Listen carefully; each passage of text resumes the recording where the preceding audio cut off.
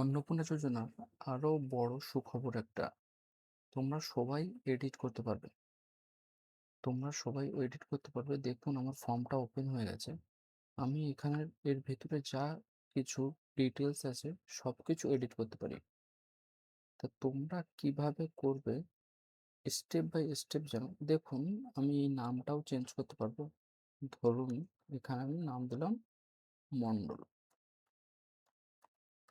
দেখুন চেঞ্জ হচ্ছে প্রত্যেকটা জায়গায়। রেশন কার্ডের জিনিস এখানে ধরুন, এর ভিতরে যে কোনো জিনিসপত্র চেঞ্জ করা, মানে A to Z, family of the head হোক বা মেম্বার ওয়ান হোক, পুরো সম্পূর্ণ এডিট করা যেতে পারে।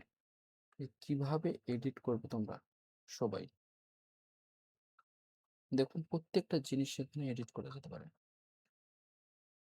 তো এইগুলো কিভাবে এডিট করবে আমি সম্পূর্ণতে বলছি। এটা কিভাবে তোমরা এডিট করবে আমি স্টেপ বাই স্টেপ বলছি। তোমরা যে কোনো একটা ব্রাউজারে গিয়ে উপরে সার্চ বারে অন্নপূর্ণা ভান্ডার পোর্টাল বলে লিখবে। যে প্রথম অপশন আসছে বা প্রথম রেজাল্ট আসছে, ওখানে ক্লিক করবে।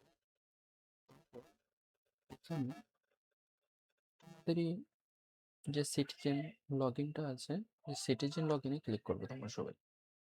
ক্লিক করার পরে এখান থেকে তোমাদের সিলেক্ট করে নেবে তোমাদের ডিস্ট্রিক্ট কোনটা। আমি সিলেক্ট করে নিচ্ছি, মোবাইল নাম্বারটা দিয়ে দেবো।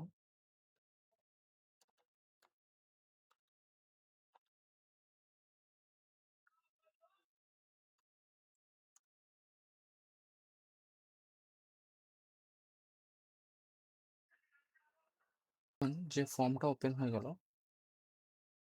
মানে তোমাদের মোবাইল নাম্বার দেওয়ার পরে যে ফর্মটা ওপেন হলো, এই ফর্মটাকে তোমরা এডিট করতে পারবে। এখান থেকে সবকিছু এডিট করতে পারবে, কেননা তোমরা এখনো ফর্মটা সাবমিট করবে। ফর্মটা সাবমিট করলে আর এডিট করা যাবে না। ভালো করে শোনো, ফর্মটা সাবমিট করে দিলে আর এডিট করতে পারবেন না। এই ফর্মটা সাবমিটের আগে তোমাদেরকে এডিট করতে হবে। যা কিছু হোক, তোমার মেম্বার ওয়ান হোক বা মেম্বার টু হোক, মেম্বার থ্রি হোক, সবারই যখনই তোমরা এইখানটায় ফর্মটা সাবমিট করে দেবে, তখন এই ফর্মটা যখন সাবমিট অ্যাপ্লিকেশনে ক্লিক করবে, তারপরে আর এডিট করতে পারবে না তোমরা। শুধুমাত্র তোমরা পারবে না, তখন বিডিও অফিসের বড় বড় অধিকারী আছে, বিডিও অফিসে যারা কাজ করে, তারাই পারবে একমাত্র তোমার ফর্মটা তারা এডিট করতে, কিন্তু তুমি পারবে না।